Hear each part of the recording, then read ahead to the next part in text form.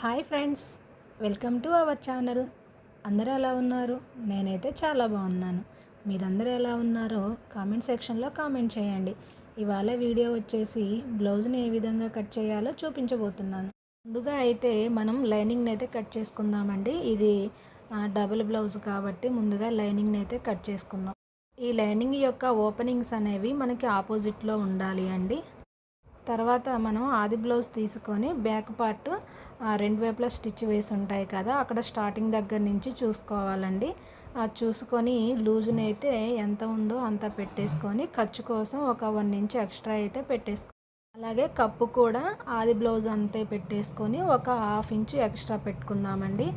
1/2 inch వద్దు కానీ ఒక 1/4 ఇంచు అయితే ఎక్స్ట్రా పెట్టుకుందాం, హెమ్మింగ్ చేస్తాం కదా అందుకోసమని. తర్వాత టేపు తీసుకొని ఆది బ్లౌజ్ మొత్తం కూడా కొలుచుకోవాలండి. షోల్డర్ దగ్గర నుంచి ఈ నడుం పట్టీ వరకు కొలుచుకోవాలి. నాకు 16.5 ఇంచులు అయితే వచ్చింది. దానికి ఒక 1/4 ఇంచు కలిపేసి అయితే మార్కింగ్ చేసుకోవాలి. అలాగే నెక్ 2 ఇంచెస్, షోల్డర్ 3 ఇంచెస్తో మార్కింగ్ చేసుకోవాలి. అలాగే మన ఎదురుగా కూడా పొడవు అనేది చెక్ చేసుకోవాలి. ఈ మెజర్మెంట్స్ అనేవి కొంచెం పెద్ద సైజు వారివండి, అందుకు మనం 1కి 2 సార్లు అయితే చెక్ చేసుకొని పెట్టుకోవాలి. చంక లూజును ఆది బ్లౌజ్ తోటి ఏ విధంగా కొలుచుకోవాలో చూద్దాము. టేపుని షోల్డర్స్ దగ్గర ఖర్చు ఉంటుంది కదా, ఖర్చు దగ్గర నుంచి మన హ్యాండ్స్ జాయింట్స్ వేసిన దగ్గరికి అయితే చూసుకోవాలండి. అలా చూసుకుంటే మనకి చంక లూజ్ అనేది తెలుస్తుంది. 6.5 ఇంచులు ఉందండి. 6.5 ఇంచులతోనైతే మార్కింగ్ చేశాను. అలాగే మన ఎదురుగా కూడా 6.5 ఇంచులతో మార్కింగ్ చేసుకోవాలి. వీటన్నింటినీ బాక్స్ షేప్లో అయితే డ్రా చేసుకుందామండి. డ్రా చేసుకున్న తర్వాత చంక రౌండ్ కోసం 1.5 మార్కుతోనైతే మార్కింగ్ చేసుకోవాలి. అలాగే రౌండ్ నెక్ రౌండ్గా రావటం కోసం 1 ఇంచుతోనైతే మార్కింగ్ చేసుకొని ఇలా రౌండ్ షేప్ అయితే గీసుకుందాము. తర్వాత మనం ఎలా అయితే మార్కు చేసామో సేమ్ యాజ్ టీజ్గా అలానే కట్ చేసుకుందామండి. షోల్డర్స్ దగ్గర 2 ఇంచులతో కాకుండా ఒక 1/2 ఇంచు లోపలికని కట్ చేసుకుంటే షోల్డర్స్ అనేవి జారిపోకుండా ఉంటాయండి. ఒకవేళ మనకి నెక్ సరిపోకపోతే రౌండ్ దగ్గర అయితే రౌండ్ తీసుకోవాలండి. ఇక బ్యాక్ పార్ట్ అయితే కట్ చేయడం అయిపోయిందండి. ఫ్రంట్ పార్ట్ని ఏ విధంగా కట్ చేసుకోవాలో చూద్దాం. ఇప్పుడు ఓపెనింగ్స్ అనేవి మన వైపు ఉండాలండి. బ్యాక్ పార్ట్ తోటే మనం ఫ్రంట్ పార్ట్ని అయితే కట్ చేయాల్సి ఉంటుంది. ఒక 2 ఇంచుల వెడల్పుతోనైతే బ్యాక్ పార్ట్ని మడిచి ఇలా క్లాత్ పైన అయితే క్రాస్గా పెట్టుకోవాలండి. ఇది క్రాస్ కట్ బ్లౌజ్ కాబట్టి మనం క్రాస్గా పెట్టేసుకోవాలి. ఆ నెక్ కాకుండా మిగిలిన పార్ట్ మొత్తం కూడా సేమ్ యాజ్ టీజ్గా దీనిలాగానే కట్ చేసుకోవాలి, అంటే మార్కింగ్ చేసుకోవాలండి. ముందు మనం మార్కింగ్ అయితే చేసుకుందాం. ఇప్పుడు ఆది బ్లౌజ్ తీసుకొని ఉక్సుల పట్టీ ఉంటుంది కదా, ఉక్సుల పట్టీతోనైతే మన నెక్కునైతే మెజర్మెంట్ చూసుకోవాలి అండి.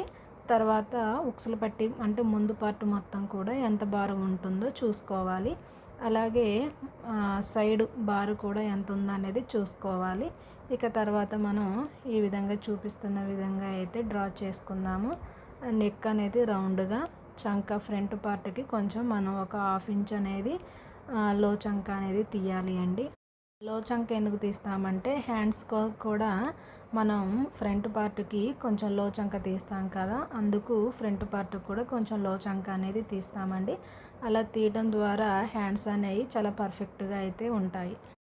చూసారా ఎంతో ఈజీగా ఫ్రంట్ పార్ట్ని అయితే కట్ చేసుకున్నాము. ఇలా కట్ చేసుకున్న తర్వాత మనం ఫ్రంట్ పార్ట్కి డాట్స్ వేసుకుంటాం కదా, వాటి కోసం అయితే షోల్డర్స్ దగ్గర నుంచి ఇట్లా స్ట్రైట్గా పట్టుకొని చూస్తే మనకి ఎక్కడ అది స్టిచ్ వేయాలనేది అర్థమవుతుంది.